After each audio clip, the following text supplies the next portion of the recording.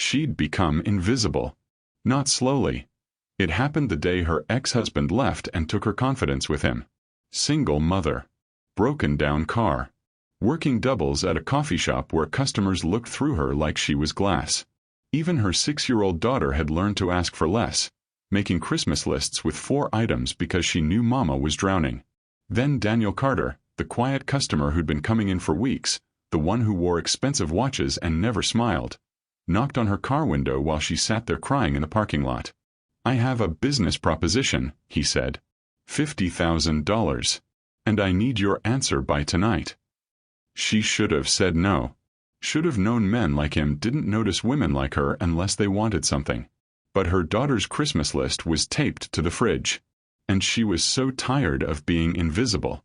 Welcome to our channel, where we bring you emotional stories that stay with you. If you're new here, hit subscribe and the notification bell so you never miss a story. And if you're returning, thank you. Your support means everything. Now, stay until the end, drop a comment with your thoughts, and let's begin. The coffee shop smelled like burned espresso and pine cleaner. Keisha's feet ached. She'd worked the morning shift, picked up Zara from school, dropped her at her mother's, then come back for the evening rush. Her manager kept side, eyeing her like she might collapse. Daniel Carter sat at the corner table. Same spot as always. Black coffee, laptop, barely looked up. Except today he did. When the rush died at 7, he approached the counter. Up close, he was taller than she'd thought. Maybe 6'2". Dark hair. Gray at the temples. Expensive watch that probably cost more than her car. "Your shift ends at 8, he said. Not a question. Yeah. Keisha wiped down the espresso machine, not meeting his eyes. Rich men didn't make casual conversation. They wanted something. "I'd like to buy you dinner. To discuss my proposition." She laughed. Couldn't help it. "I don't." $50,000, he said. "For 1 week of your time." The espresso machine hissed. Someone's phone rang. Keisha's hands stilled on the counter. "What?" "I'll explain over dinner." 7 Pines. 8:30. "I'll have a car pick you up." He slid a business card across the counter. Daniel Carter, CEO, Carter Technologies. "If you don't show, I'll understand. But I think you need this as much as I do." He left before she could respond. 7 Pines had valet parking and cloth napkins. Keisha wore the dress she kept for parent-teacher conferences. Black, simple, 3 years old. The hostess looked at her like she'd walked in from the wrong zip code. Then Daniel appeared. Stood when she approached. Pulled out her chair. "Thank you for coming." "You said $50,000. Keisha spread the napkin across her lap, fingers trembling slightly. "So yeah. I'm listening." He ordered wine. She didn't touch it. He didn't touch his either. "My family has certain expectations," Daniel said. "My mother specifically. She wants me married. Settled. She's been introducing me to women for 2 years. I've run out of excuses." "Okay." Keisha waited. "I need a wife. For Christmas week. December 23rd through the 28th. 6 days. My family has a tradition. Everyone gathers at my parents' home upstate. It's..." He paused. "Non-negotiable. You want to hire me to pretend to be your wife?" "Yes." The waiter appeared with appetizers Keisha hadn't ordered. She stared at the plate. "Why me?" "Because you won't want to stay," Daniel said. The words landed flat. "Honest. I've hired actresses before. They see the house, the family money, they start thinking it could be real. You have a daughter. Responsibilities. You'll take the money and walk away clean." Keisha's throat tightened. "You've been watching me. I've been coming here for 6 weeks. You're kind to customers even when they're rude. You're exhausted but you smile. You talk about your daughter like she's your whole world. And yesterday I heard you tell your mother you didn't know how you'd make rent." Heat crept up her neck. Shame mixed with something else. Anger maybe. "That's invasive." "It's practical." Daniel leaned forward. I'm offering you a solution. $50,000. Wired to your account the morning we arrive at my parents' house. Separate bedrooms. A simple contract. You meet my family, play the role, leave after Christmas. Everyone gets what they need. And what do you need? The question came out harder than she meant. Daniel's jaw tightened. Privacy. My mother to stop calling every Sunday asking when I'll give her grandchildren. Space to run my company without personal interference. He paused. 1 week of peace. The restaurant hummed around them. Keisha thought about her car in the shop. The eviction notice she'd shoved in a drawer. Zara's Christmas list. What's the catch? No catch. You'll sign an NDA. The money's yours regardless. If you want to leave early, you can. I just need you there for the initial arrival and Christmas dinner. Why not hire a professional? An actual actress? I told you. They complicate things. Keisha picked up her fork. Put it down. I have a daughter. I know. She's 6. She believes in Santa. She asked for 4 things this year because she knows. Her voice cracked. She steadied it. She knows we're broke. She knows I'm trying. 4 things. And I can't even. The money clears the morning of the 23rd, Daniel said quietly. Order her presents tonight. I'll cover it. Consider it an advance. Something in Keisha's chest twisted. You don't know me. I know you work 2 shifts most days. I know you walked here tonight because your car's broken. I know you're terrified and trying not to show it. His eyes met hers. Gray. Tired. I know what it's like to perform for people. I'm just proposing we do it together. For 1 week. She signed the contract at midnight in the coffee shop's back office. Daniel's lawyer had drawn it up. 3 pages, surprisingly simple. She'd be his wife for 6 days. Pose for family photos. Attend Christmas dinner. Sleep in separate quarters. The money was guaranteed. The NDA was ironclad. Her hand shook signing her name. I'll pick you up on the 23rd, Daniel said. Pack for cold weather. Casual during the day. 1 nice dress for Christmas Eve dinner. Do they know? Keisha asked. Your family. That this is fake. No. He pocketed the contract. And they won't. That's the point. What do I call you? Daniel. And I'll call you Keisha. We've been dating 6 months. Met through a mutual friend at a charity event.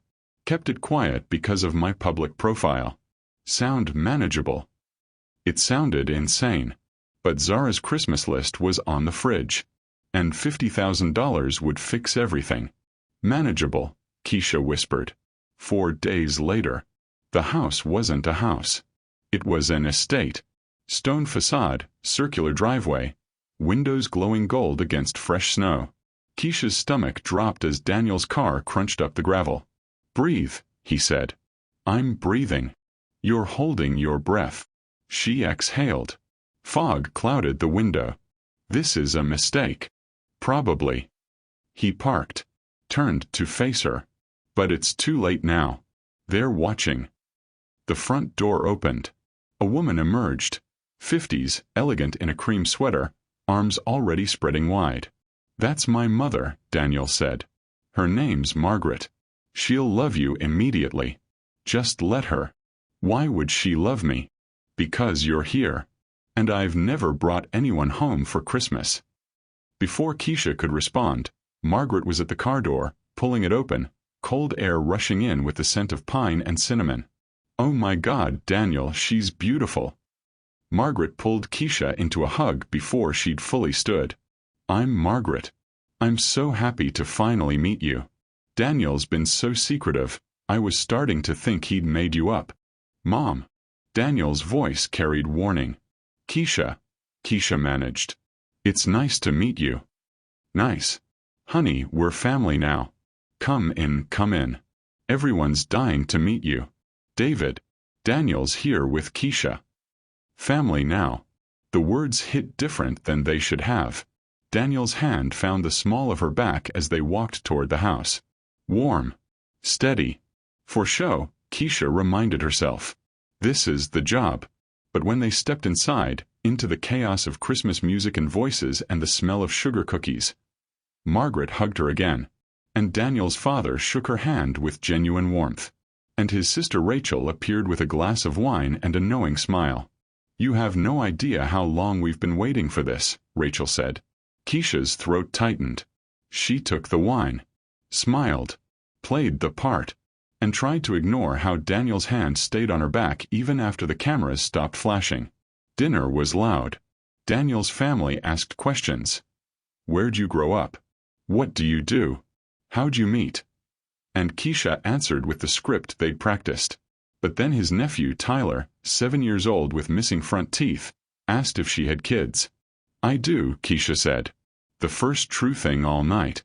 A daughter. Zara. She's 6. The table went quiet. Margaret's eyes filled. Daniel didn't mention. "She's with her grandmother this week," Keisha continued. "Her father's not in the picture. It's just us." She waited for judgment, pity, the shift that always came when people learned she was a single mother. Instead, Margaret reached across the table and squeezed her hand. "Then we'll have to meet her next time," Margaret said firmly. "Tyler needs more cousins to play with. Next time. Like this was real. Like Keisha belonged here." Daniel's leg pressed against hers under the table. Gentle.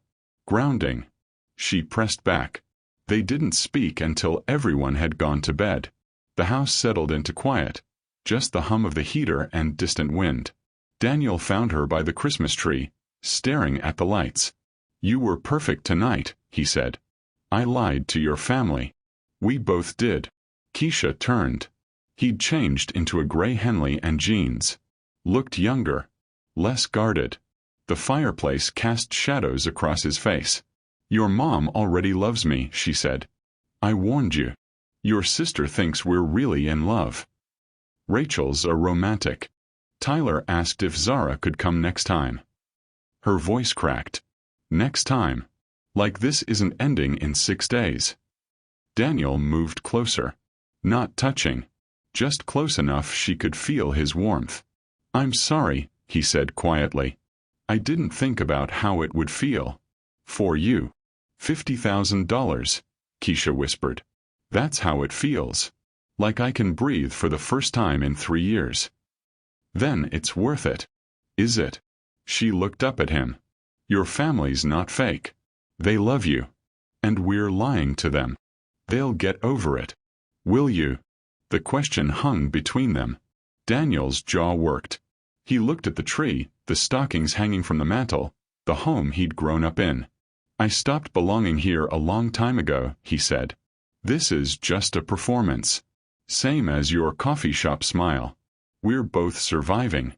But when his hand brushed hers, just a whisper of contact, Keisha felt her pulse jump. And from the way Daniel's breath caught, he felt it too. Quick pause. If you're feeling this story, hit the hype so others can find it.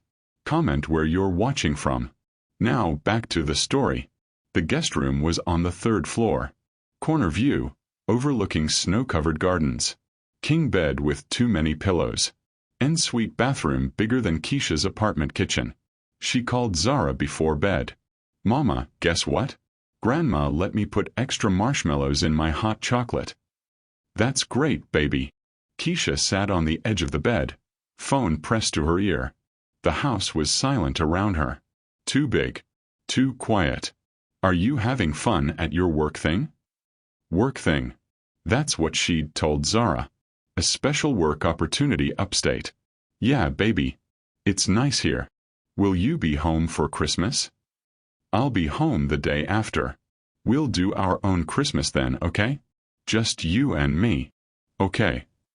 Zara yawned. "I love you, Mama. I love you more than the whole world." After they hung up, Keisha sat in the dark for 20 minutes. The money had cleared that morning. She'd checked her account 17 times. Bought Zara's Christmas presents online. Paid January rent. Put the rest in savings. 3 years of drowning, solved in one morning. And all she had to do was lie. Breakfast was chaos. Margaret made pancakes.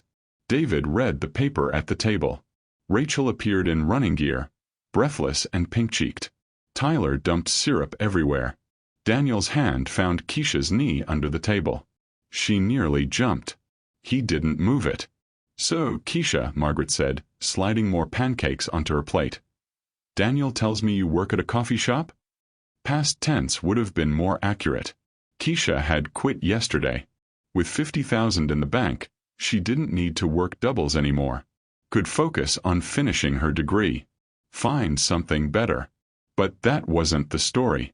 "I do," Keisha said. "Downtown. It's how we met, actually. Daniel came in every morning for 6 weeks before he finally asked me out." "Not a lie." "Not exactly." Margaret beamed. "David, doesn't that sound like something your mother would have loved? She always said the best relationships start with routine." Daniel's thumb moved against Keisha's knee. Gentle circles. Probably didn't mean anything. Probably just part of the performance. Her pulse didn't care about probably. After breakfast, Rachel cornered her in the kitchen. "Okay, I have to ask." Rachel hopped onto the counter, voice dropping to a whisper. "How'd you do it?" "Do what?" "Get my brother to actually smile. He's been walking around like a ghost for 2 years. Then you show up and suddenly he's—" She gestured vaguely. "Human again." Keisha's chest tightened. "I don't know what you mean." "Come on. The way he looks at you. I've never seen him like that. Not even with Vanessa." "Vanessa?" Rachel's expression shifted. "His ex. You know about her, right? He mentioned her." He hadn't. Not once. They were engaged. 2 years ago. Called it off 6 months before the wedding. Mom still hasn't forgiven her for breaking his heart. Rachel studied Keisha's face. "He really didn't tell you. We don't really talk about exes." "Smart. She's awful. But also," Rachel leaned closer, "she's been texting him all month, saying she made a mistake. Wants him back." The kitchen tilted slightly. Keisha gripped the counter. "He didn't mention that either." "Because he's over her. Obviously. He brought you home." Rachel grinned. "Just warning you in case she shows up. She tends to crash family events." Before Keisha could respond, Daniel appeared in the doorway. "Rachel, stop interrogating her. I'm bonding. It's what sisters do. You've known her for 12 hours. And I already like her more than I liked Vanessa." Rachel hopped off the counter, squeezing Keisha's shoulder as she passed. "Welcome to the family." The kitchen went quiet. Daniel moved closer. "What did she tell you?" "That you were engaged. I was going to mention it." "When?" "When it was relevant." He ran a hand through his hair. "Vanessa's not part of this. She's not part of anything anymore. Your sister thinks she might show up." "She won't." But his jaw tightened when he said it. And Keisha recognized the look. The same expression she wore when telling herself everything was fine while the world collapsed. Margaret insisted on taking Keisha shopping that afternoon. "Girl time," she called it. Daniel tried to object. His mother waved him off. "You can survive 2 hours without her." The mall was decorated like a winter wonderland. Margaret linked arms with Keisha, steering her through crowds toward the high-end stores. "I hope Rachel didn't scare you off," Margaret said. "She means well. She's just protective of Daniel." She mentioned Vanessa. Margaret's smile tightened. "Of course she did. They stopped in front of a boutique window. Daniel didn't want me to tell you. He thought it might make things awkward. But since you already know." She turned to face Keisha. "Vanessa broke my son's heart. Completely. He stopped eating for weeks. Threw himself into work. I thought," her voice caught, "I thought I'd lost him to that emptiness." Keisha's throat ached. "Then he brought you home. And I saw him smile. Really smile. For the first time in 2 years." Margaret squeezed her hand. "So whatever you're doing, honey, please keep doing it." They weren't supposed to feel real. These people. This family. Margaret's warmth and Rachel's teasing and Tyler's sticky hugs. They were the job. The backdrop for the performance. But standing in the mall, Margaret holding her hand like she mattered, Keisha felt something crack open in her chest. "I'll try," she whispered. Margaret pulled her into the boutique. "Good. Now let's find you something beautiful for Christmas Eve dinner. I'm thinking emerald green. It'll look stunning on you." They returned to the house at sunset. Daniel was in the study, door cracked. Phone pressed to his ear. Keisha caught fragments as she passed. "Not interested. I've moved on. Stop calling."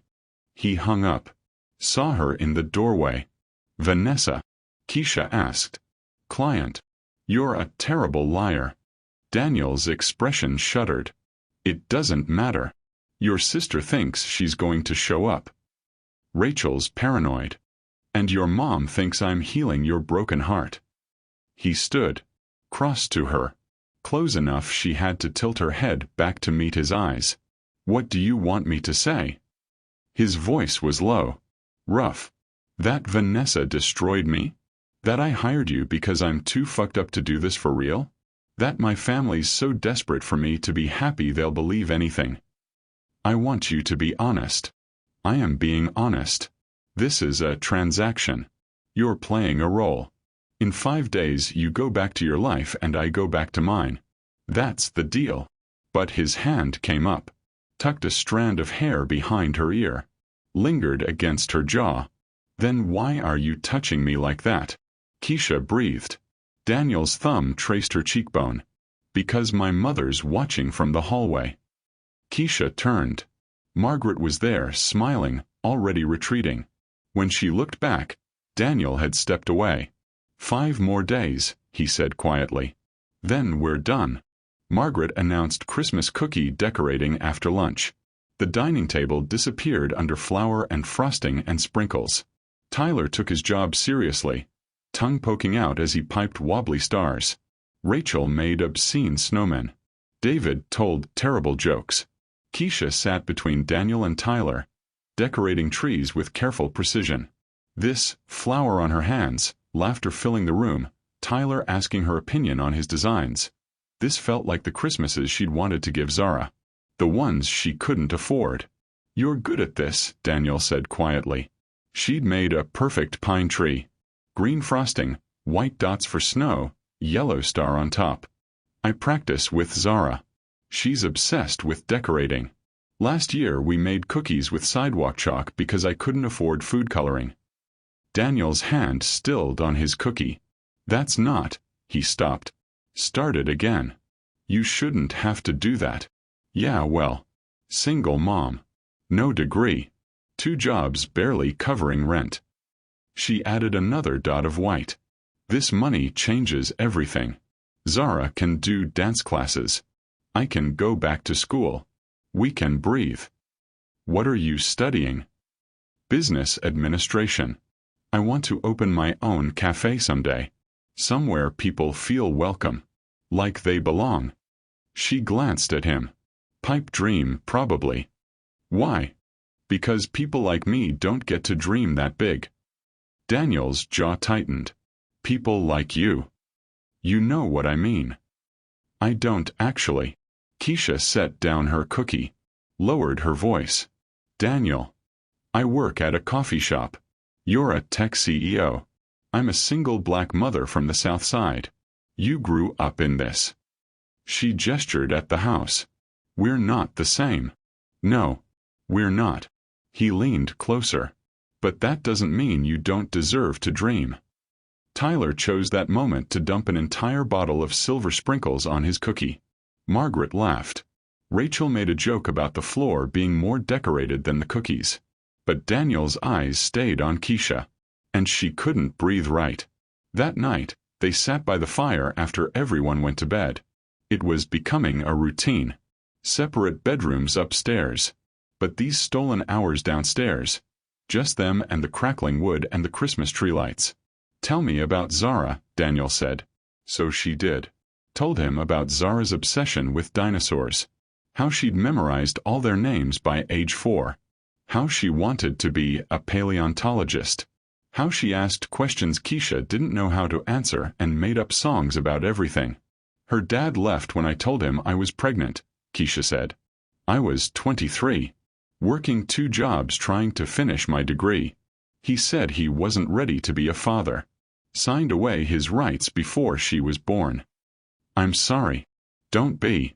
Best thing he ever did. She's mine. All mine. She's lucky to have you. Keisha's eyes burned. I can't give her the life she deserves. You're giving her everything that matters. How would you know? Because she asks for 4 things at Christmas instead of 40. Because you talk about her like she's the sun.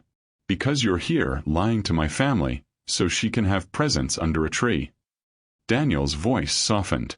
That's love. Real love. The kind money can't buy. The fire popped. Keisha wiped her eyes. Why aren't you married for real? She asked. You're successful.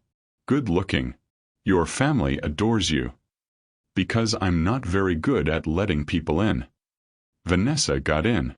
Vanessa saw $signs. Liked the idea of being a CEO's wife.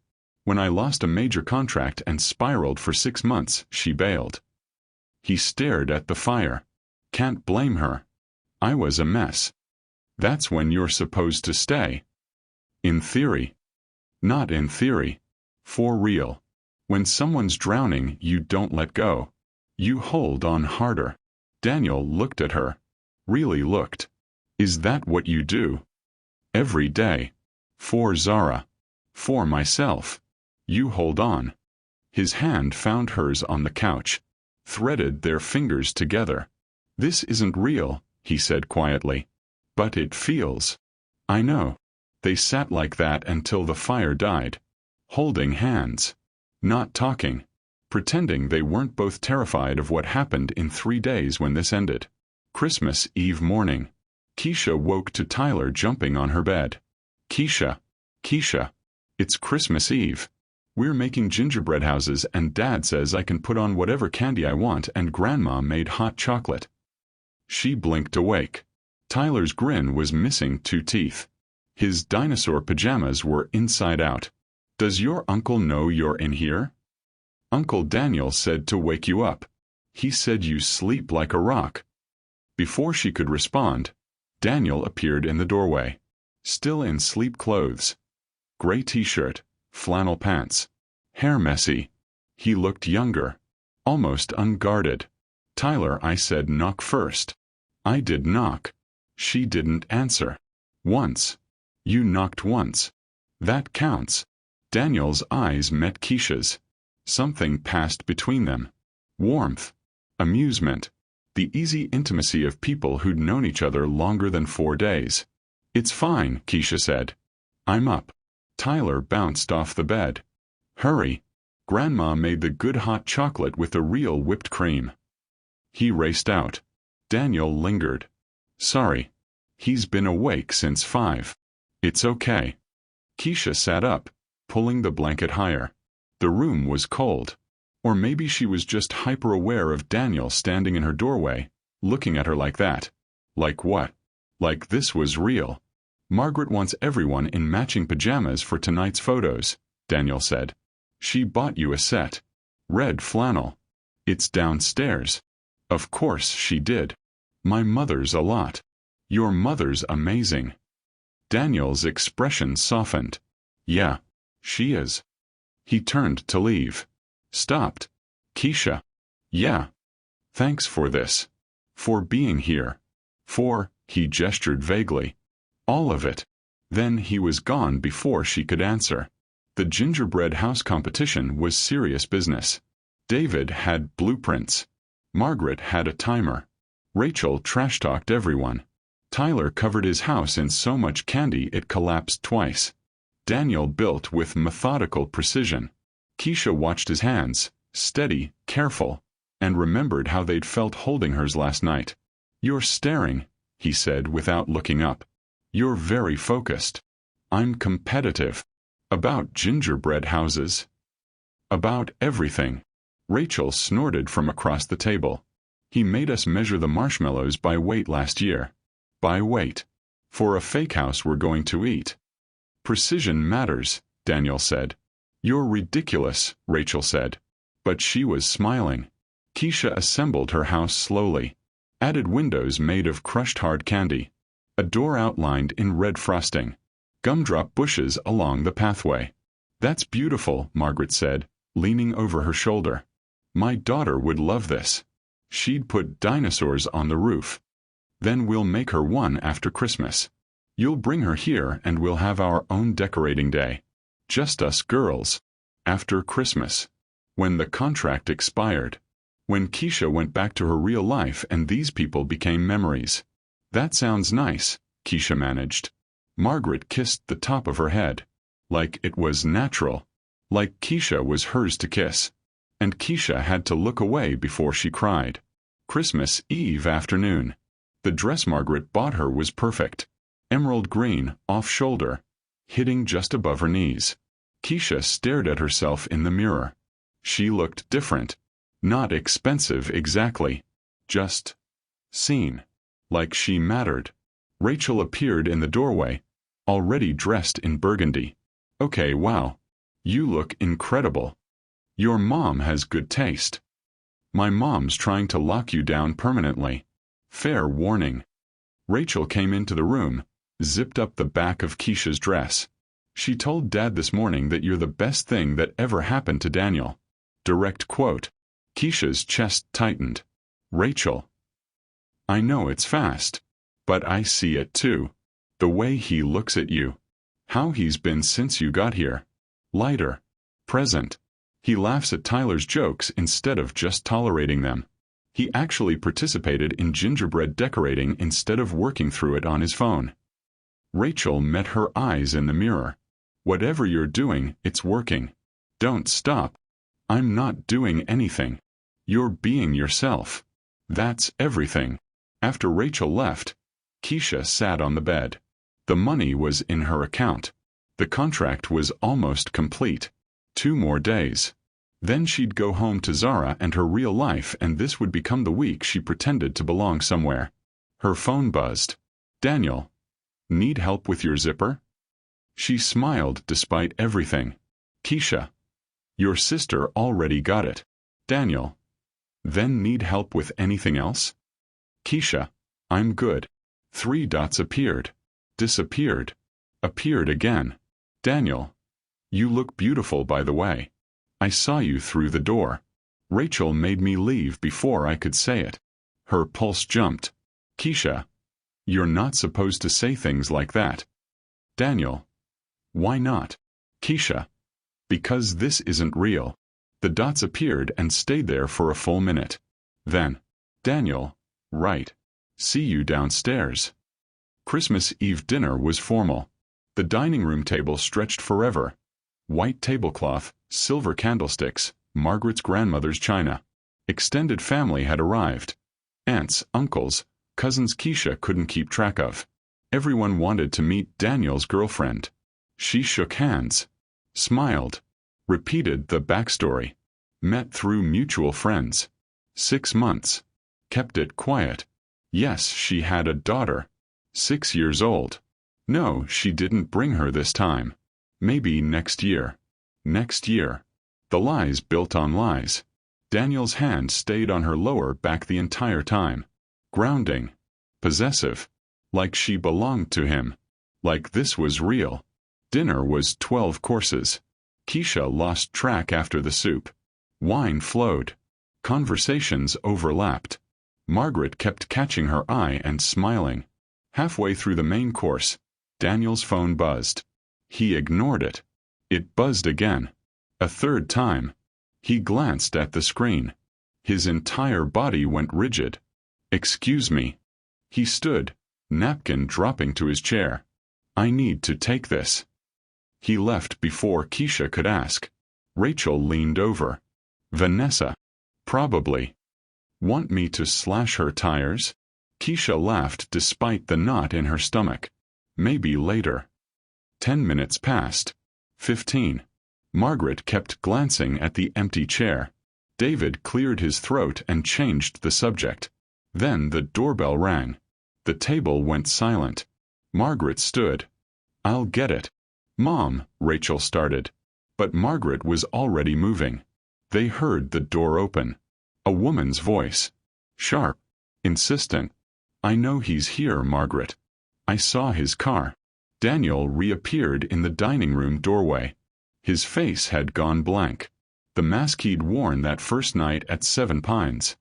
"Everyone keep eating," he said. "I'll handle this." But then Vanessa appeared behind him. She was tall, blonde, wearing a black dress that probably cost more than Keisha's rent. Beautiful in that effortless way that made Keisha feel small. "Daniel, we need to talk." "We really don't. I made a mistake." "I know I did. But we can fix this. We were good together. You know we were." Margaret's hand found Keisha's shoulder. Squeezed hard. Vanessa's eyes swept the table. Landed on Keisha. "Who's this?" "This is Keisha," Daniel said. His voice had gone cold. "My girlfriend." Vanessa laughed. Sharp. Disbelieving. "You're joking." "I'm not." "Daniel. Look at her. You expect me to believe you're with—" She gestured at Keisha. Everything about the movement dripped condescension. "Her." The table erupted. Rachel stood up so fast her chair fell over. Margaret's grip on Keisha's shoulder turned painful. David called Vanessa's name in warning. But Keisha just sat there. Frozen. That gesture replayed in her head. "Look at her. You're with her." Every insecurity she'd ever had crystallized in that moment. Daniel's jaw worked. "You need to leave." "I'm not leaving until we talk." "There's nothing to talk about. We're done. We've been done for 2 years. Because you're with her now." Vanessa's voice dripped disbelief. "Come on. What does she do? Where'd you even meet her? This is some kind of rebound thing. I get it. You were hurt. But she's not." "Enough." Daniel's voice cut like glass. But Vanessa kept going. "She's not me, Daniel. She's not our life. You're going to wake up and realize you made a mistake, and by then—" I said enough. The room went silent. Daniel moved to Keisha's chair. Offered his hand. She took it because everyone was watching. Let him pull her to her feet. Stood there in her emerald dress, feeling every eye on her. "Keisha is the best thing that's happened to me in years," Daniel said quietly. "She's kind. She's real. She doesn't care about my money or my name or my company. She sees me. And I—" He stopped. Looked at her. Really looked. "I care about her," he finished. "More than I've cared about anyone in a long time. So yeah, Vanessa. I'm with her. And you need to leave." Vanessa's face crumpled. "You don't mean that." "I do." "Daniel." "Now." David stood. "I'll walk you out." Vanessa looked between them. At the family who'd all risen to their feet. At Keisha, standing in the center of it all. Daniel's hand in hers. Then she left. The front door slammed. Daniel's hand tightened on Keisha's. "I'm sorry," he said. To the room. To his family. To her. "I'm so sorry." They didn't go back to dinner. Daniel pulled Keisha to the study, shut the door, leaned against it like he needed the support. "Are you okay?" he asked. Keisha almost laughed. "Am I okay? Daniel, your ex-girlfriend just tried to humiliate you." "I know. I should have handled it better. I should have." "You defended me." "Of course I defended you." "Why?" The question stopped him. "What do you mean, why?" "This is fake. We both know it's fake. You could have let her think." Keisha's voice broke. "You could have let her win." Daniel crossed to her. Hands coming up to frame her face. Thumbs tracing her cheekbones. "It's not fake when she insults you," he said quietly. "It's not fake when my family loves you. It's not fake when I—" He stopped. Keisha's breath caught. "When you what?" "When I don't want this to end." The study was silent except for the ticking clock and their breathing. His hands were warm against her skin. His eyes were gray and tired and honest. "In 2 days I go back to my life," Keisha whispered. "You go back to yours. That's the deal." "Fuck the deal. Daniel. I know this is insane. I know we barely know each other. But I haven't felt this alive in years. Since you walked into this house, I've remembered what it's like to want something real. This isn't real. It's a contract. It's—" He kissed her. Soft. Tentative. A question. She answered by kissing him back. His hands slid into her hair. Hers found his shirt. The kiss deepened. Hungry, desperate. Two people who'd been pretending too long finally telling the truth. When they broke apart, both breathing hard, Daniel rested his forehead against hers. "Still think it's not real," he murmured. Keisha's eyes burned. "I don't know what this is." "Then let's figure it out. Stay. Past the contract. Past Christmas. Just stay. I have a daughter. Bring her here. Let me meet her. Let us." "Daniel, listen to yourself. You hired me. $50,000 to play pretend. And now you want, what? A relationship. A future." Yes. The word was simple, honest, and terrifying. "I can't," Keisha breathed. "You don't know me." "Not really. You know the version I've shown you. The coffee shop worker who needs money. That's not. Then show me the rest. Show me everything." A knock at the door made them both jump. Margaret's voice came through. "Daniel." "Keisha." "Everyone's worried." Daniel's hands slid from her hair. Keisha stepped back. Put distance between them. "We're fine, Mom," Daniel called. "Just needed a minute. Dinner's back on the table. Whenever you're ready." Footsteps retreated. Keisha smoothed her dress.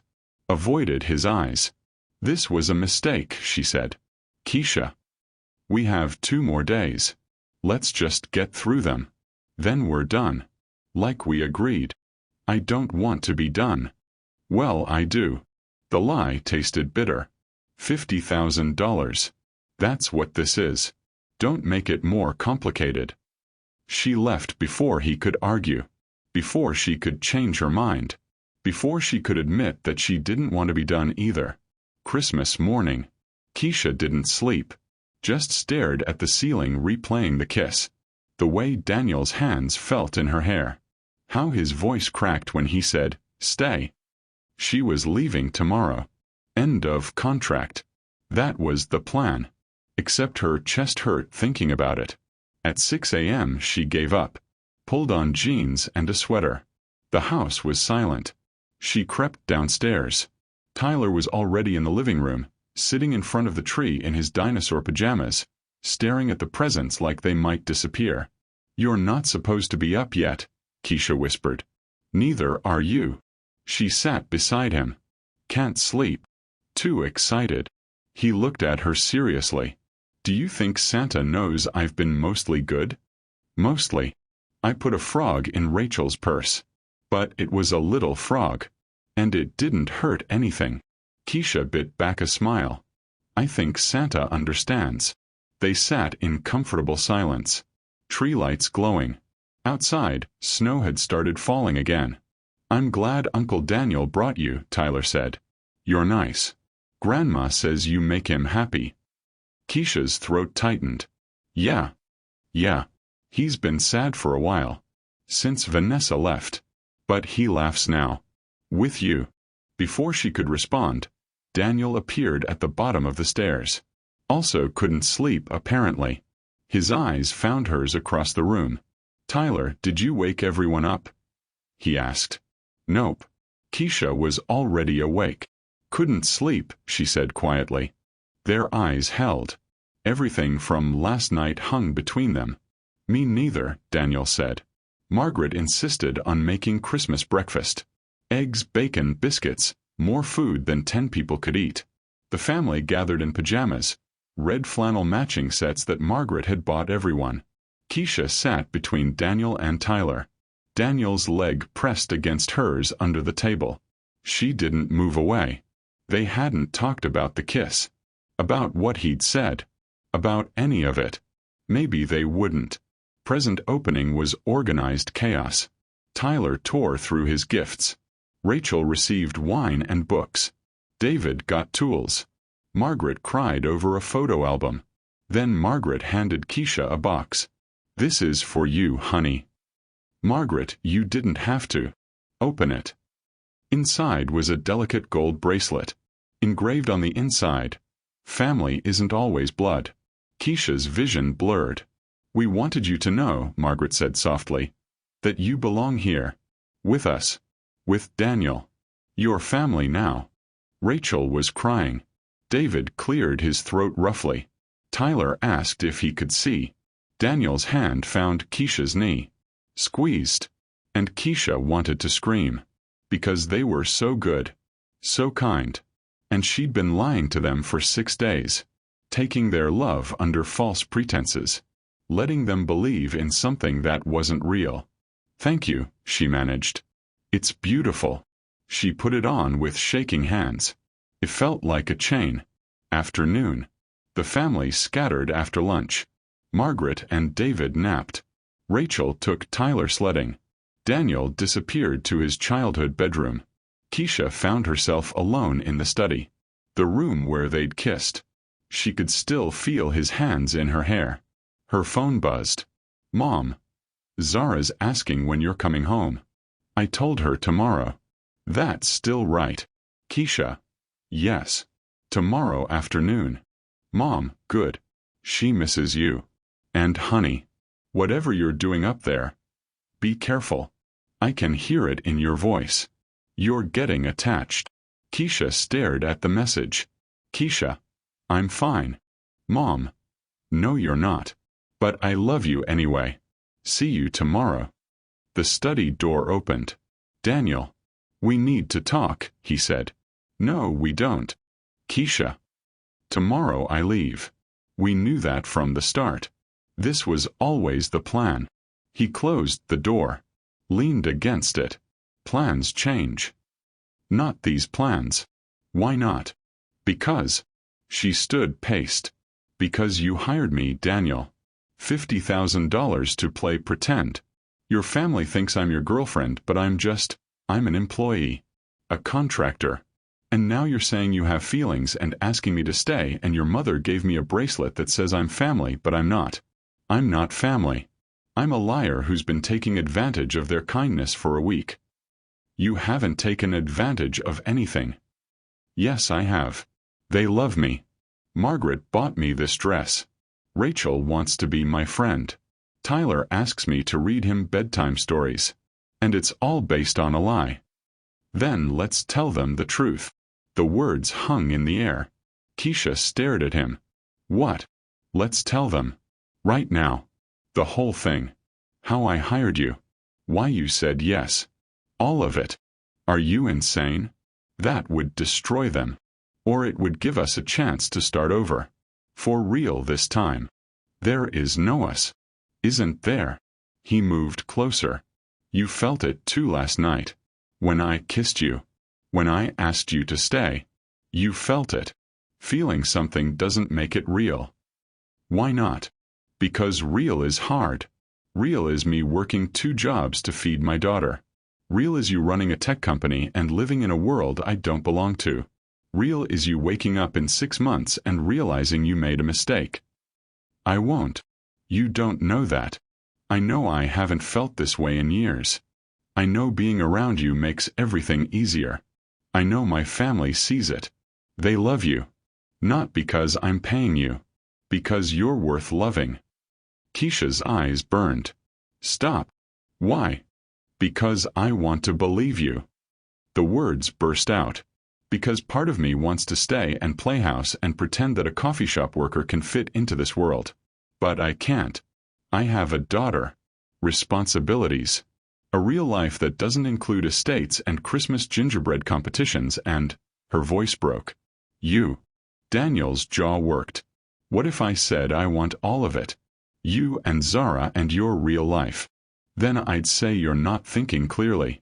We barely know each other. I know you're kind. I know you love your daughter more than anything. I know you work yourself to exhaustion trying to give her a better life. I know you make everyone around you feel seen." He stopped in front of her. "I know you kiss like you mean it." That was a mistake. Was it? Yes. Prove it. Before she could argue, he kissed her again. Slower this time. Deeper. Hands cupping her face like she was precious. Like she mattered. And Keisha kissed him back. Because she was weak. Because it felt right. Because for 6 days she'd been pretending and she was so tired of pretending. When they broke apart, both breathing hard, Daniel whispered, "Still a mistake? The worst one I've ever made." But her hands were fisted in his shirt. And she couldn't let go. "Stay," he said again. "Just one more week. Let me meet Zara. Let's figure out if this is real. And if it's not, then we tried. That's more than most people get." Keisha wanted to say yes. God, she wanted it so badly she could taste it. But then her phone rang. She pulled away. Answered without checking the caller ID. "Hello. Is this Keisha Brooks?" A woman's voice. Professional. Crisp. "Yes. This is Amanda Chen from Carter Technologies HR. I'm calling about your recent payment from Daniel Carter." Keisha's stomach dropped. "I'm sorry, what?" "A wire transfer of $50,000. Sent from Mr. Carter's personal account 6 days ago. Our financial audit flagged it as unusual. We need to schedule a meeting to discuss the nature of this payment and your relationship with Mr. Carter." The room tilted. I can't. Are you currently at the Carter family residence?" Silence. "Ms. Brooks, I need you to answer the question." Keisha looked at Daniel. He'd gone pale. "Yes," she whispered. "I'm here." "I see. Then I'll need to speak with Mr. Carter immediately. This is highly irregular. There are protocols." Daniel took the phone. "This is Daniel Carter. Whatever this is about, it can wait until after Christmas." "Mr. Carter, I'm afraid it can't. A $50,000 personal payment to an unaffiliated individual raises serious questions. Given your position, we need to ensure there's no." "I'll call you back tomorrow." He hung up. The silence was deafening. "They're auditing you," Keisha said. "Because of me." "It's fine. I'll handle it." "How?" "They're going to ask questions. They're going to want to know why you paid me. And what are you going to say? That you hired me to play your girlfriend? That you lied to your family?" That. She stopped. Realization hit. This isn't just about us anymore. This is your company. Your reputation. "I don't care." "You should. Daniel, you could lose everything because of me." "I don't care about everything. I care about you." Keisha backed toward the door. "I need to leave." "Keisha." "Tomorrow. Like we planned. I'll stay through dinner tonight. Say goodbye to your family. Then I'm gone." "Don't do this." "I'm not doing anything. I'm keeping the deal. That's all this ever was." She left before he could stop her. Left before she could change her mind. Left before she could let herself imagine staying. Christmas night. Dinner was quiet. Margaret kept glancing between them. Rachel asked if everything was okay. Tyler wanted to know if Keisha was coming back.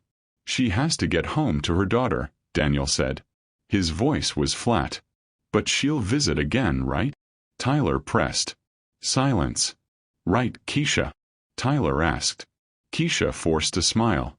"We'll see, buddy." After dinner, Margaret pulled her aside. "What happened?" she asked gently. "You and Daniel were so happy this morning." "Nothing happened. I have to get back to my real life." "This can be your real life. You fit here. We all see it." "Margaret, I know my son. He's guarded. Careful. He doesn't bring people home. And you," Margaret took her hands. "You brought him back to us. You made him smile again. That's not nothing." Keisha's eyes burned. "I care about him. I do. But I have responsibilities. A daughter. A life. Bring her here. Both of you. Stay. I can't. Why not? Because it's all a lie. Because I was never supposed to feel this much. Because staying will only make it hurt worse when it ends. I just can't, Keisha whispered. Margaret pulled her into a hug. Then promise you'll think about it. That's all I ask. Just think about it. Keisha nodded against her shoulder. But she'd already made up her mind. She packed that night. Folded the emerald dress. The red flannel pajamas. The bracelet stayed on her wrist because taking it off felt like giving up completely. A knock on her door. Daniel. Can we talk? He asked. I don't think that's a good idea. Please. She let him in. Closed the door. Stood by the window because distance felt safer. I'm sorry, Daniel said. For all of it. The HR thing. Asking you to stay. Kissing you. Making this complicated. It was always going to be complicated. I know. But he stopped. Started again. I meant what I said. About wanting this to be real. Daniel. Let me finish. Please. He moved closer. Not touching. Just close. I spent 2 years building walls.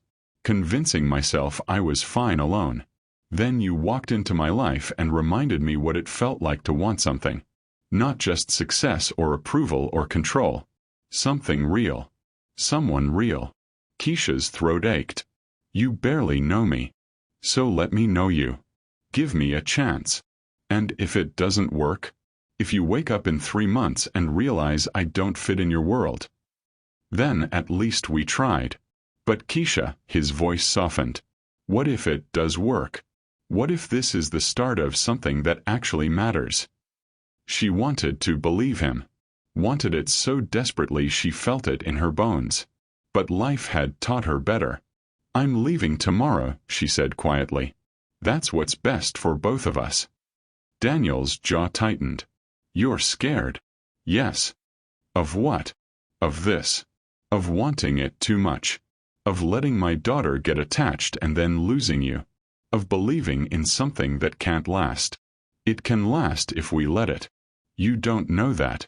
You're right. I don't. But I'd rather try and fail than never try at all. Keisha turned to face him fully. Your HR department is investigating this payment. Your company could be compromised. Your reputation.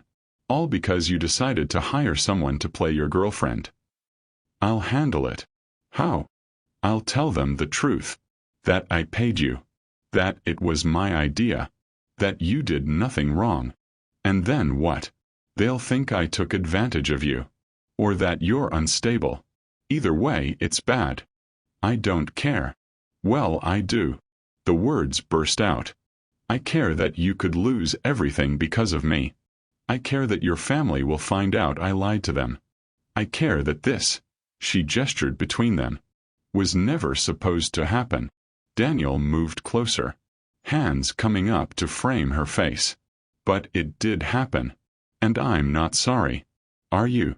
She should say yes. Should push him away. Should protect them both. Instead, she whispered, no. He kissed her. Soft. Aching. When they broke apart, he rested his forehead against hers. Stay, he whispered one more time. Please. And for a moment, one perfect, terrible moment, Keisha almost said yes. Then her phone buzzed. A text from her mom. Photo of Zara asleep, clutching the stuffed dinosaur Keisha had bought her. Mom. She can't wait to see you tomorrow. Reality crashed back. Keisha stepped away. I can't. I'm sorry. She left him standing in her room. Went downstairs. Sat by the Christmas tree one last time.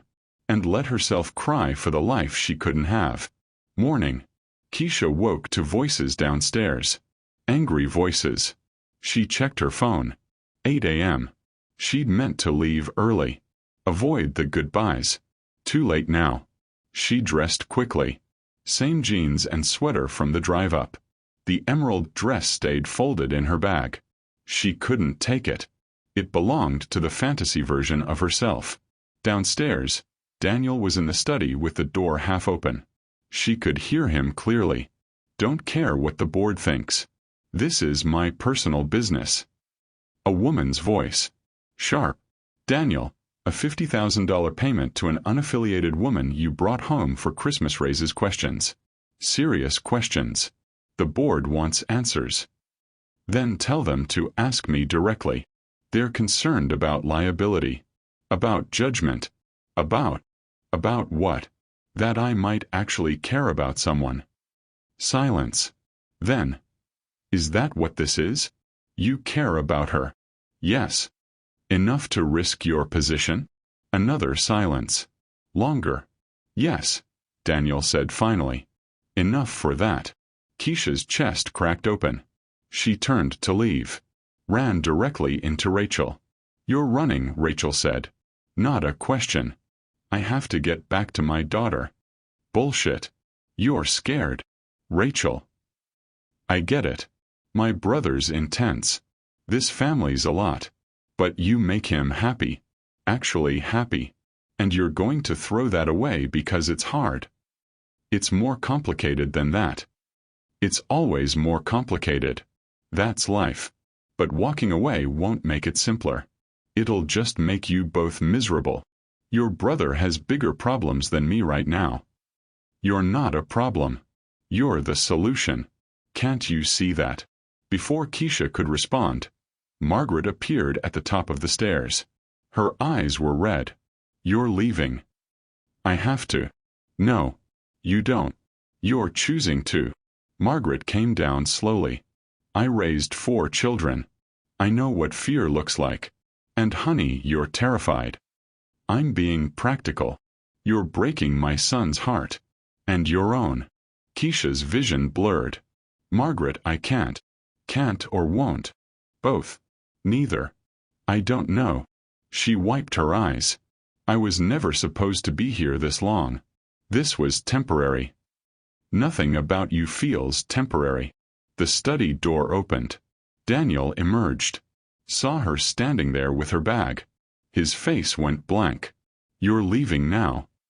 "I think it's better this way." "Better for who?" "Both of us." He crossed the hallway. Stood in front of her. Close enough she could see the exhaustion in his eyes. The hurt. "I told them," he said quietly. "Told who?" "HR. The board. Everyone. I told them I paid you to be my girlfriend for Christmas. That it was my idea. That you did nothing wrong." Keisha's stomach dropped. "Daniel, no. And then I told them I'm in love with you." The world stopped. Rachel gasped. Margaret's hand flew to her mouth. "You don't mean that," Keisha whispered. "I do. I'm in love with you. I don't know when it happened. Maybe when you sat with Tyler on Christmas morning. Maybe when you told me about Zara. Maybe the first night when you looked at my family like they were the Christmas miracle you'd been waiting for." He took her hands. "I'm in love with you. And I don't care if it's fast or complicated or makes no sense. I'm telling you anyway because I need you to know." Tears streamed down her face. "You can't love me. You don't know me. Then give me time to know you. Stay. Please. I can't give you what you need. You already have." "Daniel. I'm not asking you to marry me. I'm not asking for forever. I'm asking for a chance. Bring Zara here. Let me meet her. Let's see if this works. And if it doesn't, if I'm wrong, then you can leave and I'll never ask again." Tyler appeared on the stairs. "Keisha's leaving." "No," Rachel said quickly. "She's not." "Right, Keisha." Everyone stared at her. Daniel. Margaret. Rachel. Tyler with his dinosaur pajamas and missing teeth. "I have to go," she said. "I'm sorry." She pulled her hands free. Grabbed her bag. Daniel's voice followed her. "I love you. That doesn't change just because you leave." She made it to the rental car. Threw her bag in the back. Hands shaking so hard she couldn't get the key in the ignition. Then the passenger door opened. Margaret slid in. "You're not driving in this state. Pull yourself together first." Margaret, my son just told you he loves you. In front of his family. In front of me. Do you know what that means? It means he's confused. This whole week was fake. He's feeling. That boy has never said those words to anyone except Vanessa. And she broke him. Completely. For 2 years, I watched him walk around like a ghost. Then you showed up. And he came back to life. Margaret turned to face her. You think this is about the money? About the contract? It stopped being about that 3 days ago. Maybe sooner. I can't do this. Why not? Because I'm terrified. The words burst out. Because I'm a single mother with student debt and a broken car and a life that's held together with duct tape and prayer. And he's a CEO who lives in a world I don't understand. And his HR department is investigating him because of me. And your family deserves better than someone who lied to them for a week. My family deserves someone who makes Daniel happy. That's you. What if I'm not enough? What if he realizes? Realizes what? That you're human? That you struggle? So does he. So do we all. Margaret took her hand. Love isn't about being perfect. It's about being willing. And honey, my son is willing. The question is, are you? Keisha stared at the steering wheel. At Margaret's hand in hers. At the house where Daniel's family was probably watching from the windows. What if it doesn't work? Then at least you'll know. But what if it does? Margaret squeezed her hand. What if this is your Christmas miracle? Are you really going to walk away without finding out? Keisha sat in that car for 20 minutes. Then she got out. Walked back to the house. Daniel was still in the hallway. Looking broken. I need to call my daughter, Keisha said. He looked up. What? I need to call Zara. Tell her I'm staying 1 more week. If, she stopped. Started again. If the offer's still open. It's open. Daniel crossed to her in 3 steps. It'll always be open. I'm scared. Me too. Your HR department. We'll deal with it. I don't care. Your family knows now. That we lied. And they'll forgive us. Because they love you. Because I love you. Keisha looked up at him. This man who'd offered her $50,000 and given her something so much more valuable. Hope. I love you too, she whispered. I think I've loved you since you defended me to Vanessa. Since you asked about Zara. Since you held my hand by the fire and made me feel seen. Daniel's hands came up to frame her face. Say it again. I love you. He kissed her. Deep and desperate and real. When they broke apart, the entire family was watching from the stairs. Rachel was crying. Margaret was beaming. Tyler was confused but excited. Does this mean she's staying? Tyler asked. Yeah, buddy, Daniel said, not taking his eyes off Keisha. She's staying. 3 days later. Keisha's mom brought Zara to the house that afternoon. Zara climbed out of the car clutching her stuffed dinosaur, eyes huge as she stared at the estate. Mama, you didn't say your friend lived in a castle. It's not a castle, baby. Just a big house. Daniel waited on the porch. Nervous. She'd never seen him nervous before. Zara walked up the steps. Looked him over seriously. Are you Mama's boyfriend? I'd like to be. If that's okay with you. Do you like dinosaurs? I don't know much about them. But I'd like to learn. Zara considered this. What's your favorite? I don't have one yet. Mine's Parasaurolophus. Because it has a cool crest and it could make trumpet sounds. She demonstrated. Loudly. Daniel smiled. Then that's my favorite too. You can't just copy mine. You have to pick your own. Okay. What about Triceratops? That's a good one. 3 horns. Herbivore. Weighed like 6 tons. She looked at Keisha. He's okay, Mama. He can stay. Daniel laughed. Real and surprised and relieved. And Keisha felt something settle in her chest. Maybe this could work. Tyler and Zara became instant friends.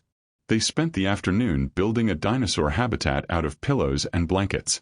Margaret made hot chocolate. Rachel taught Zara to make snow angels. Daniel sat beside Keisha on the couch, watching. "She's amazing," he said quietly.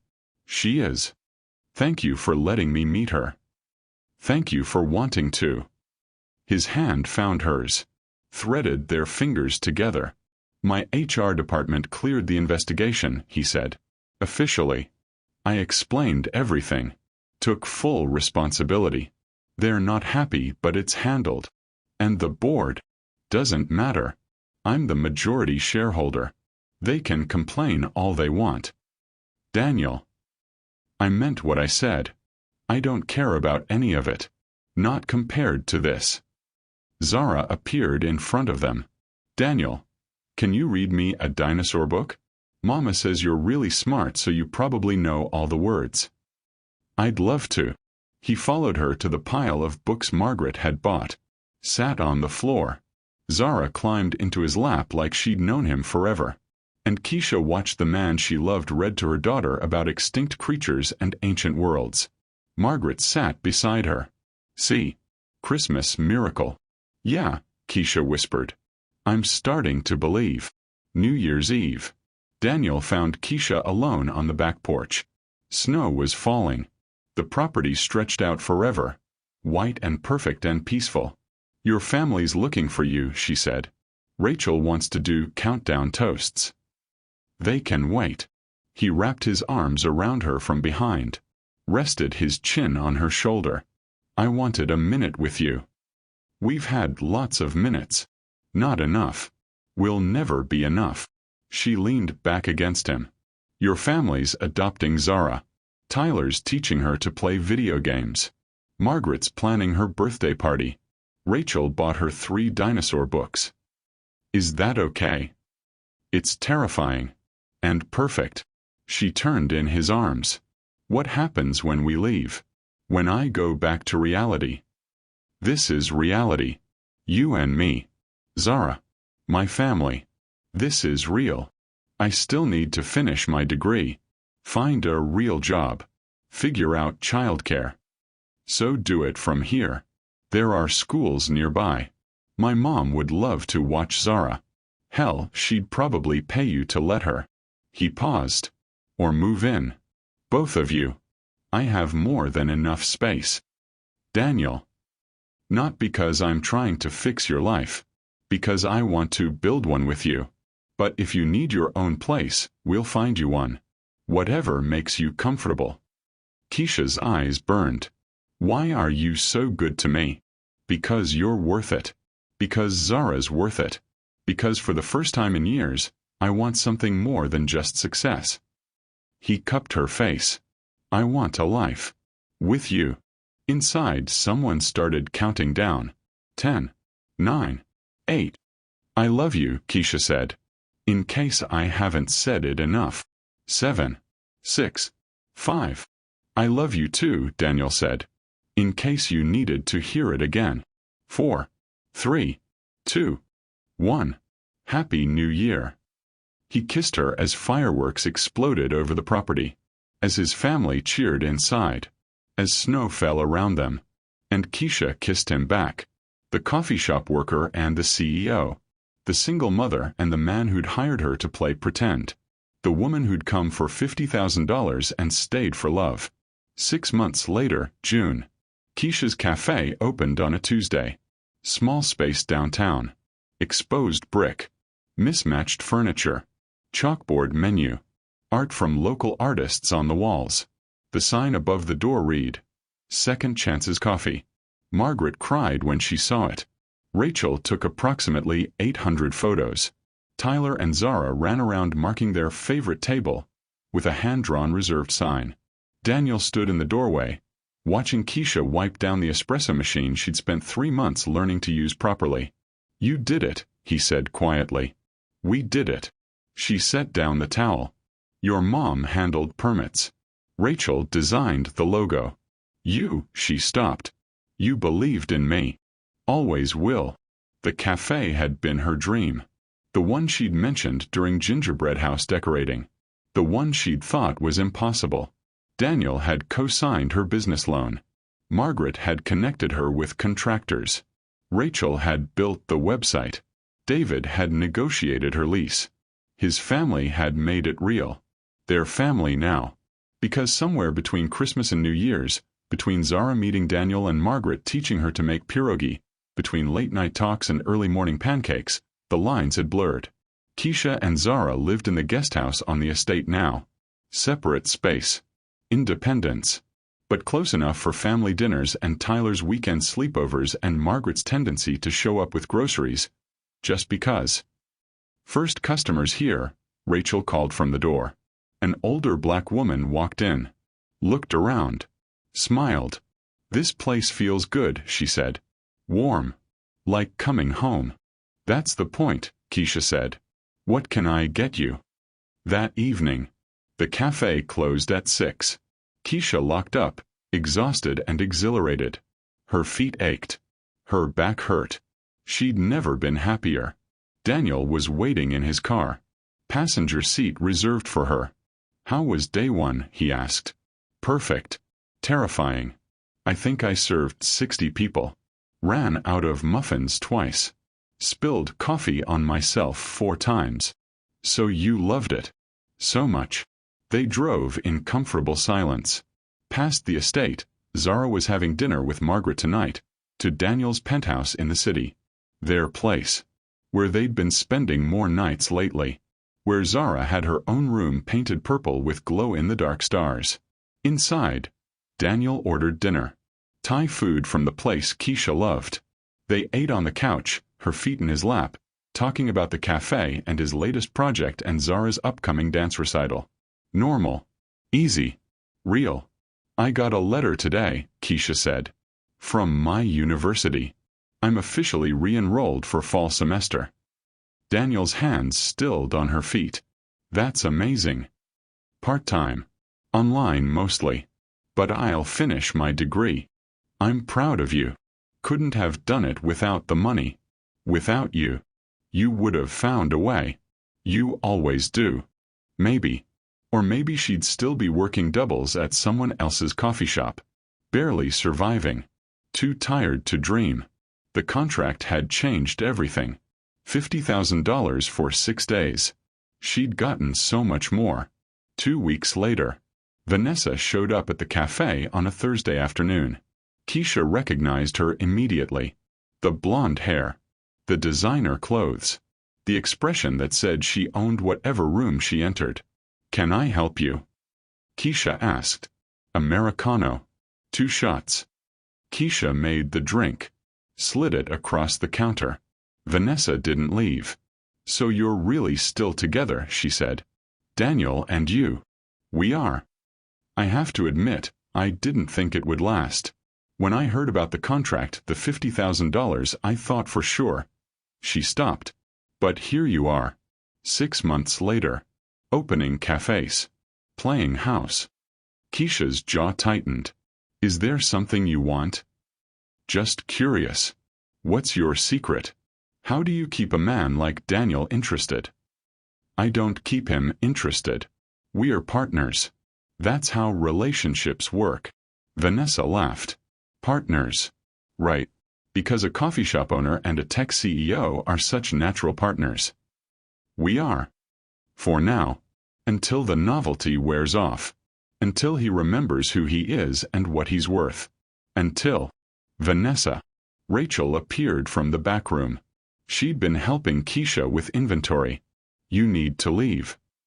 "I'm a paying customer. You're harassing my sister-in-law. Leave before I make you."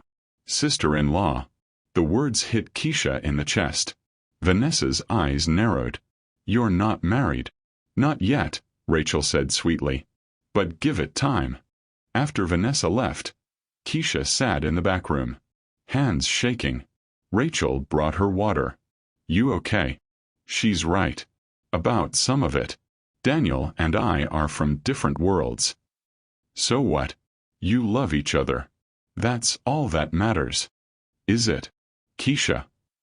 Rachel knelt in front of her. I've known my brother my whole life. I've never seen him like this. Happy. Present. Planning a future that includes someone else. You did that. Not his money. Not his success. You. What if it's not enough? Then you'll figure it out. Together. But stop letting Vanessa or anyone else make you doubt this. August, Zara's birthday. They threw her party at the estate. 20 kids. Dinosaur theme. Margaret made a cake shaped like a brachiosaurus. David organized fossil hunts in the garden. Zara ran around in her pterodactyl costume, surrounded by friends, laughing so hard she hiccuped.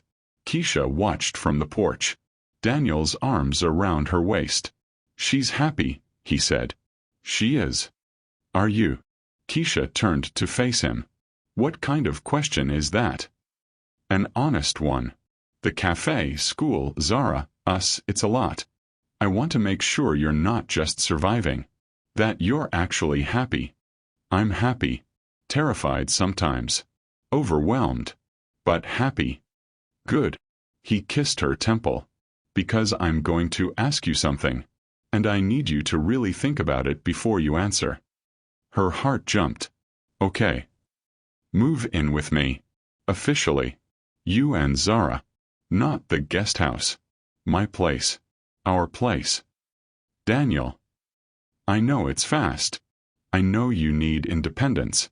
But waking up without you feels wrong now. Coming home to an empty apartment feels wrong. I want you there. Both of you. Every day. Zara has school. Routines. We'll figure it out. She can walk to school from here. Tyler's in the same district. Margaret's here if you need backup. And when you're at the cafe or in class, I'll handle pickups. We'll make it work. Keisha's throat tightened. You want to co-parent my daughter. I want to be part of her life. Part of both your lives. Fully. Completely. He cupped her face. I love you. I love Zara. I want us to be a family. We already are. Then let's make it official. Move in. Build a life with me. She should probably think about it. Make a pros and cons list. Discuss it with Zara first. But watching her daughter laugh with his family, surrounded by love she'd never known before, the answer was easy. Yes.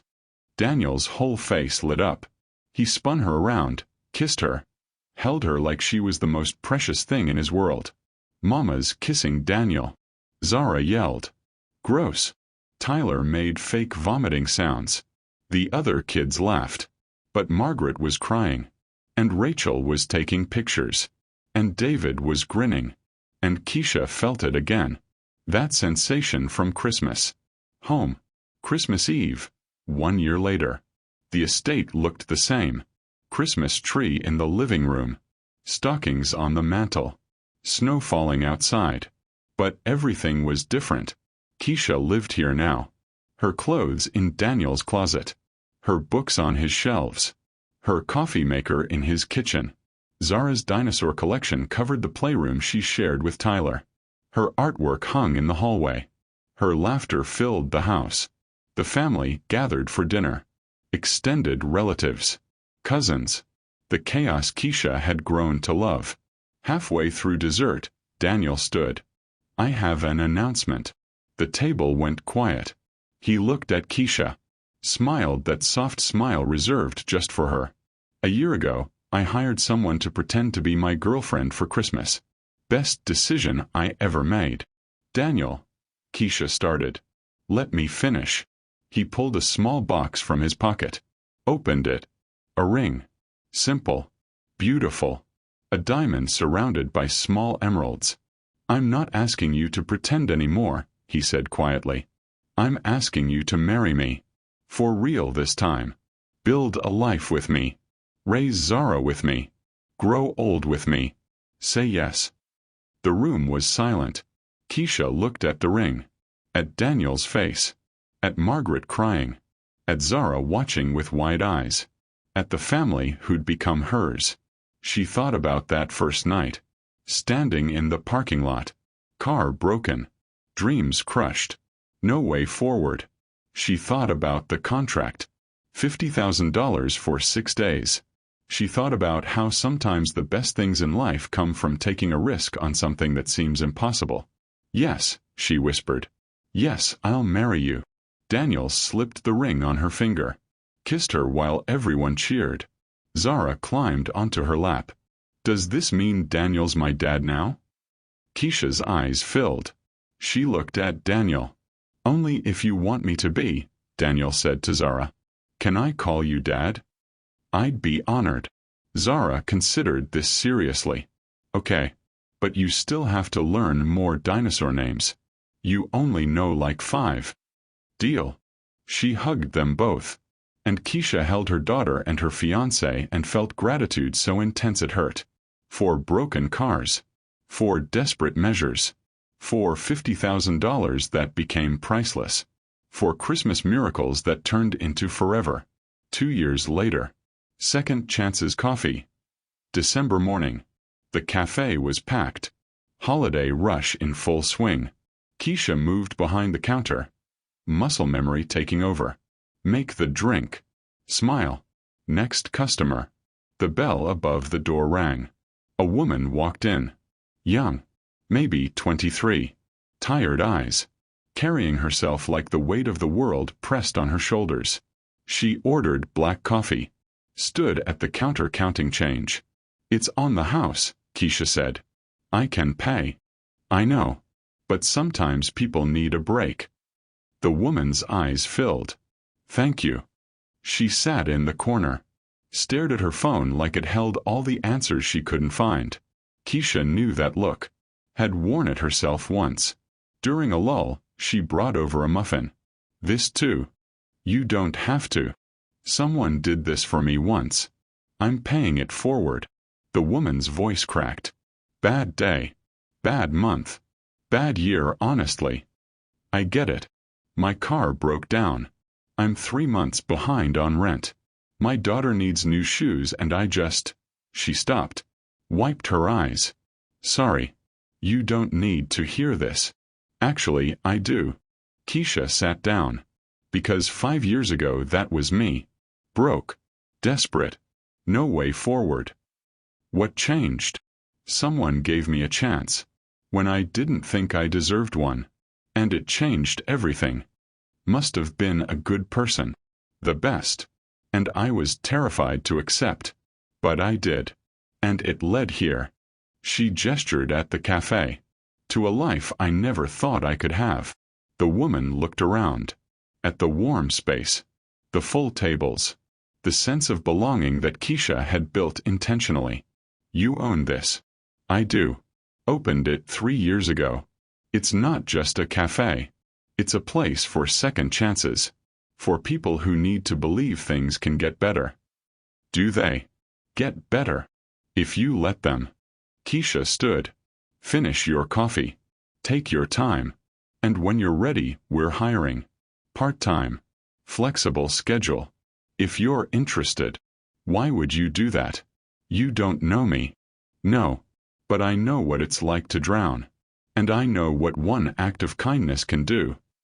That evening, Keisha came home to chaos.